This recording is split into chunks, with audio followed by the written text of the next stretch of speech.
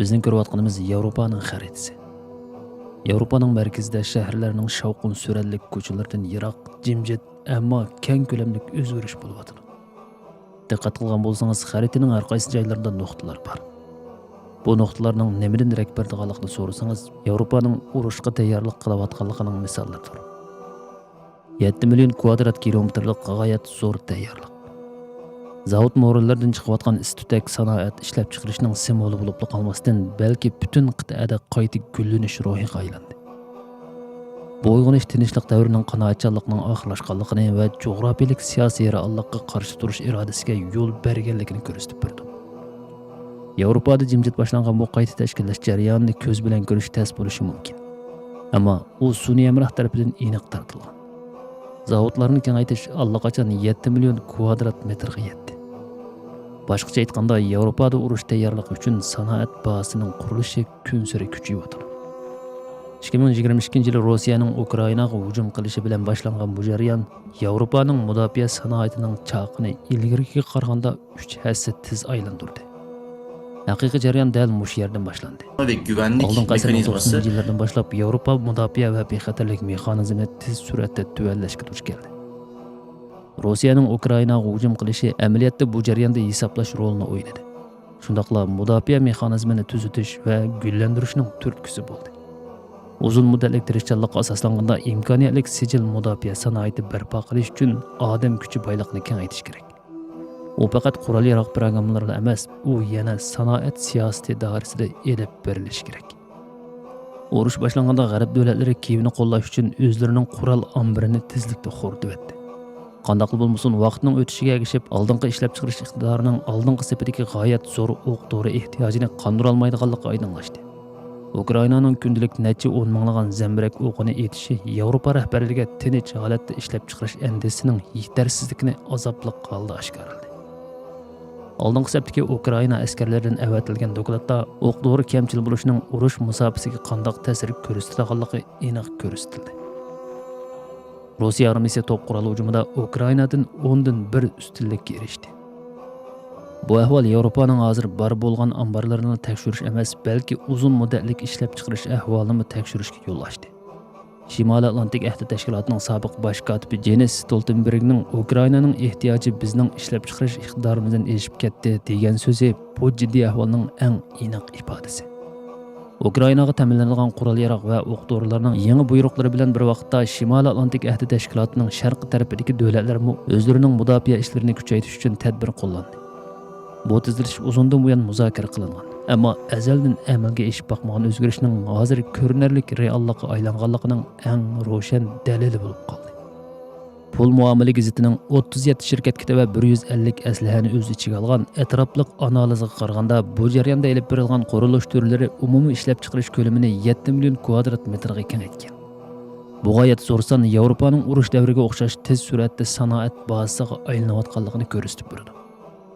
Sentinel-1 sun'iy emrahining radar sonliq ma'lumotlarida ko'rsatilishicha, 2020 yildan 2021 yilgacha bo'lgan oralikda 790 ming kvadrat metr keladigan qurilish ko'lami 2024 yildan 2025 yilgacha 2 million 800 ming kvadrat metrga yetgan. Bu Yevropaning mudofaa sanoatining gullanishi noqulla emas, balki konkret bir qadam tashlaganligini isbotlaydi. Bu o'zgarishning orqasidagi eng chong harakatlantiruvchi kuchning biri Amerikaning Ukrainani qurol-yarog' bilan qo'llashining hamon bir kuni oxirlashishidan andisha qilishidir. Shundaq, bu andisha Yevropaning ko'zini ochdi desak to'g'ri bo'ladi. Chunki Trumpning ayni vaqtdagi so'zi Yevropadagi nurg'un davlatlarda andisha paydo qilgan.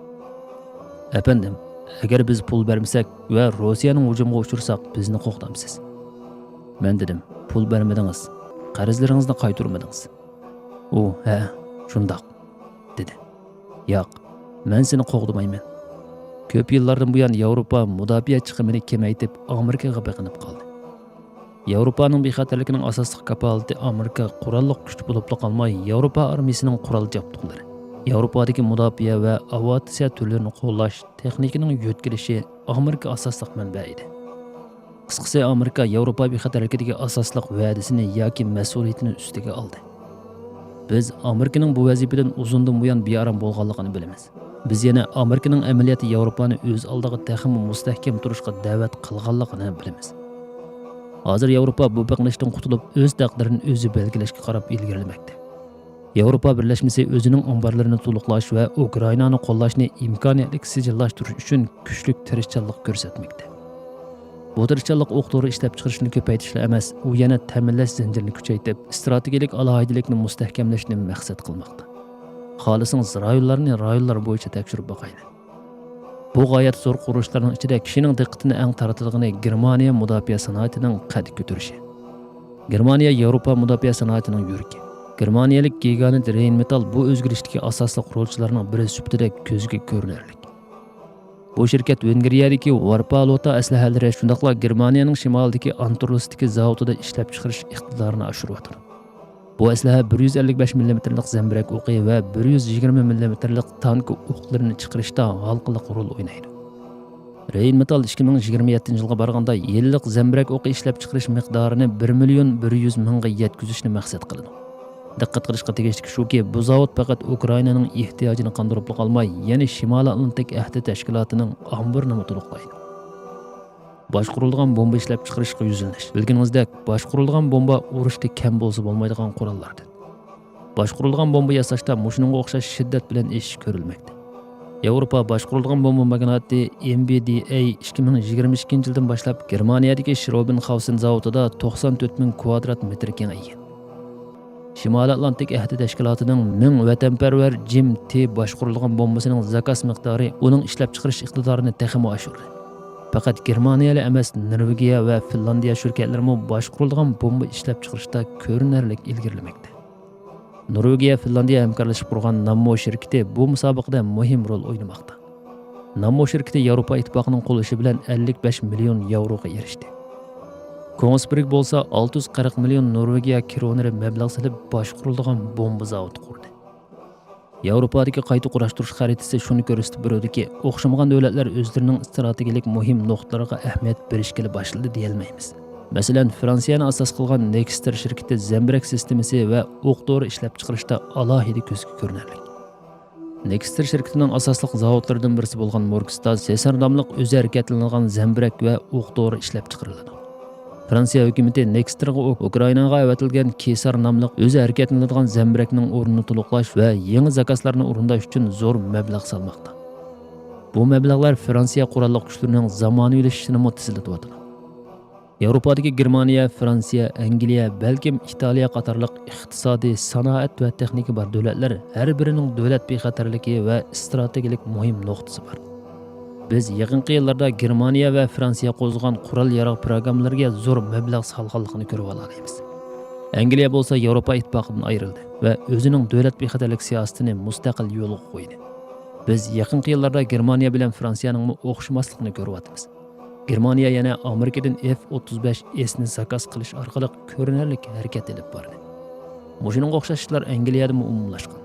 Angliyaning mudofaa sanoati BAE sistemasining rahbarligida kengayadi.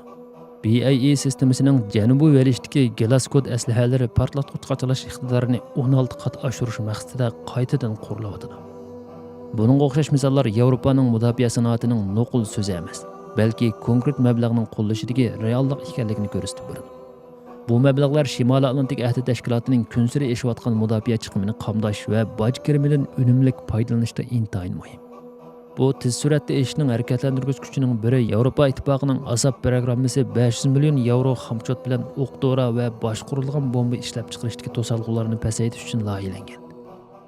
Bu programma qo'llagan 88 aslahaning 20sida butunlay yangi zavod va yo'llar yasalgan. 14 kichik ko'lamda kengaytirilgan. Yevropa ittifoqi davlat mudofaa komissari Andreas Kobilios Yevropaning o'q-dori ishlab chiqarish iqtidorining yil oxirigacha 2 millionga yetishidan umid bor deb qaraydi. Qanaqli bo'lmasin, bu g'oyat zo'r sonlar baravarida ba'zi bir savollarni paydo qiladi. Nimalar degan bilan ishlab chiqarish iqtidorini oshirish uchun zavod qurish, ishlab chiqarish miqdorini oshirishga kifoya qilmaydi. Yevropa davlatlari xomchot ayirishda og'ir masalalarga duch kelmasmi, ular Yevropa jamiyati va avomni bu qurol-yarog' programmalari va mudofaa sanoati chiqimini qabul qilishga qoyil qilish va ularning qo'llashiga erishishda qiyinchiliklarga duch kelishi mumkin. İctimai qo'llashning qo'lga keltirilishi yoki keltirilmasligi Yevropaning mudofaa va bexatarlik sanoatining qayta tashkillanishining qanchalik sijil bo'ladiganligini belgilaydi. Xabar qilinishicha, Asapning muvaffaqiyatidan ilhom olgan Yevropa komissiyasi 1 milliard 500 million yevro xomchot bilan yangi bexatarlik programmasi ustida tayyorlik qilayotganligini tilga ilib o'tish kerak. Bu xil rag'batlantirish Yevropaning mudofaa sanoatini jonlantirish va strategik mustaqillikni kuchaytirish uchun tashlangan muhim qadamlar. Qandaqlı bo'lmasin, bu jarayonning muvaffaqiyati faqat moliya mablag'i bilan cheklanib qolmaydi.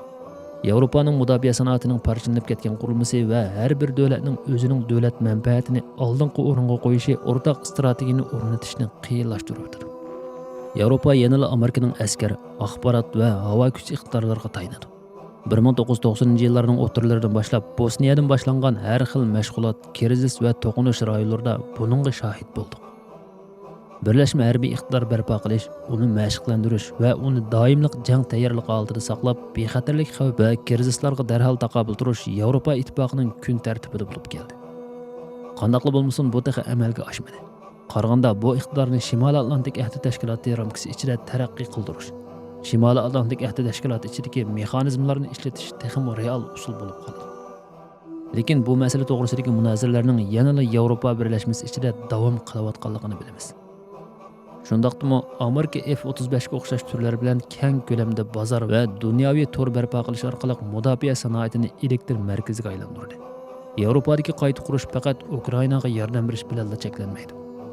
U yana Rossiyaga qarshi uzun muddatli tahdid paydo qilishni maqsad qiladi. Qandaqli bo'lmasin, bu nuqtada ig'ir bir masala paydo bo'ldi. U bo'lsa-mu yiroq musofirlik boshqarilgan bomba. Nurg'un mutaxassislar uzun musofirlik boshqarilgan bombaning Rossiyaning afzal quruqliq armiyasiga qarshi turishda intayin muhimligini ta'kidladi. Mutaxassislarning so'ziga qaraganda, garchi Shimoliy Atlantik ahdi tashkiloti texnika, harbiy xodimlar va mashinalar jihatdan Rossiyadan eshib ketgan bo'lsa-mu, ammo u Rossiyaning tez taraqqiy qilishiga moslashishda qiynalishi mumkin. Shunlashqa mumkin bo'lgan hujumda javob qaytarish iqtidori, agar ular bizga hujum qilsa, biz ularga hujum qilamiz deyish bu tahdidning asosiy oldingi sharti. Qandaqli bo'lmasin, Yevropaning bu jihatdagi ahvoli ancha umidvor emas. Rossiya yiroq musofirlik boshqarilgan bomba va ovozdan tez qurolda aniq oldida turdi. Yana bir tarafdan Yevropada boshqarilgan bomba ishlab chiqarish uchun kichik tipdagi motor bilan ta'minlashda ig'ir to'salg'u mavjud. Bu yiroq musofirlik boshqarilgan bomba iqtidorini oshirish nishoniga buzg'unchilik qiladigan muhim masala sifatida o'tirg'a chiqdi. Bu sababdan Yevropa birlashmasi kelgusidagi programmalarning o'q to'g'ri emas, balki bu xil halqiliq zapchastlarni ishlab chiqarishga ahamiyat berish kerakligini o'tirg'a qo'yishi mumkin. Bu qayta tashkillash jarayoni Boeingning mavjudlik ko'rishini va ilgirki harbiy raqobatning natijasini eslatadi. Mavjudlik ko'rishini tilga olsak, Amerikadan misol olaylik. YF-22 bilan YF-23 o'rtasidagi raqobatda Amerika harakat va surat va radarga ko'rilmaslik qatorliq iqtidorlarga qaraganda manevrni oldin qo'ringa qo'ydi. Bu tanlash Lockheed Martinning bu sohada necha yil hukmronlik qilishiga yo'l ochdi. Shuning bilan bir vaqtda utirib qo'ygan shirkatlarni Shimalirov va McDonnell Douglasni birlashtirish yoki iqtisodiy qiyinchilikqa duch kelishga majbur bo'ldi. Yevropadagi bu jarayon shirkatlar uchun o'xshash mavjudlik ko'rishini olib bordi. Asap mablag'ni topshirib olgan shirkatlar boshqalarga qaraganda tez taraqqiy qilib, hukumatning rag'batlantirishining mudofaa sanoatini jonlantirayotganligini ko'rsatib berdi. Qandaqli bo'lmasin, bu kengayish hamisha ko'z bilan ko'rilmasligi mumkin. Angliyadagi BAE sistemasiga o'xshash bir qism shirkatlar aslidagi aslahalarni moslashtirib ishlab chiqarishni ko'paytirdi. Bu sun'iy amroh tasvirida aniq kengayishidek ko'rinmaydi. Bu Yevropaning harbiy kuchini oshirishni maqsad qilgan siyosatlarning natijasini ko'rsatishga boshlaganligini isbotlaydi. Shundaqda bu moliya rag'batlantirishining aniq ta'sirini baholash yanada tez. Qandaq bo'lishidan qat'iy nazar, mudofaa sanoatida barliq kelgan harakatlantiruvchi kuch bu rayonning uzun muddatlik strategik mustaqillik nishoniga tuhfa qo'shilgandek qiladi. Yevropaning mudofaa sanoatining uyg'onishi cho'ng quruqlikning bexatarlik qurilmasini asliga keltirib qolmay, yana yer sharining kuch tamponligiga ta'sir ko'rsatish yoshirin kuchiga ega. Bence önümüzdeki süreçte Türkiye için Avrupa'da... Bu taraqqiyotlar Yevropaga emas, butkul dunyoga mo'chatiladi. Yevropadagi bu qurollanish yuzlanishimi Turkiyaga strategik oqibat olib kelishi mumkin. Yevropaning o'zining ishlab chiqarish iqtidorini oshirish, uning kelgusidagi Turkiyaning mudofaa mahsulotlariga bo'lgan ehtiyojini tövallatishi mumkin. Bundaq bo'lganda yana Turkiya uchun yangi hamkorlik fursati yaratish mumkin. Yevropaning reaktiv motor bilan ta'minlashdagi to'salg'usi Turkiyada milliy motor shirkati TEI qatorliq turk motor ishlab chiqaruvchilarining yangi bozoriga aylanishi mumkin deyish xato emas. Ondan başqa Türkiye'nin kan akinci və qızıl alma qatarlıq türləri Avropa hərbi əməldarlarının qiziqishi bilan kuzatilmoqda. Bo'libmi odamlik va insonsiz tizgin uchqu sistemlarining uqumi Avropaning kelgusi urush vaziyati uchun intayin muhim. Avropaning qisqa yoki o'rta mezgilda Rossiyaning o'lchimida ishlab chiqarish iqtidoriga yetishi ancha amaliyotga uyg'un emas. Qandaqli bo'lmasin, hech bo'lmaganda nazariya jihatdan uning sig'imini tez oshirishi mumkin. Bu yerda Turkiya amaliyotda intayin jiddiy manba bo'lishi hamda Turkiya bilan Avropaning muhim hamkorlik rayoni bo'lib qolishi mumkin. Xulosalaganda Avropaning mudofaa sanoatidagi bu uyg'unish cho'ng quruqlikning bexatarlik qurilmasini qaytadan shakllantirdi. Qandaqli bo'lmasin, bu jarayon texnik dastlabki bosqichda turmoqda. Bu zo'r o'zgarish Yevropani Rossiyaga qarshi texnik kuchli o'ringa qo'yamdi. Yoki bu mablag'lar faqat qisqa muddatlik hal qilish chorasi bilan ta'minlandi. Bularning hammasi qiziqish masalasi bo'lib qoldi. Ammo bir narsa aniq. Yevropa ilgirgiga o'xshash hushyorlikni o'stirdi.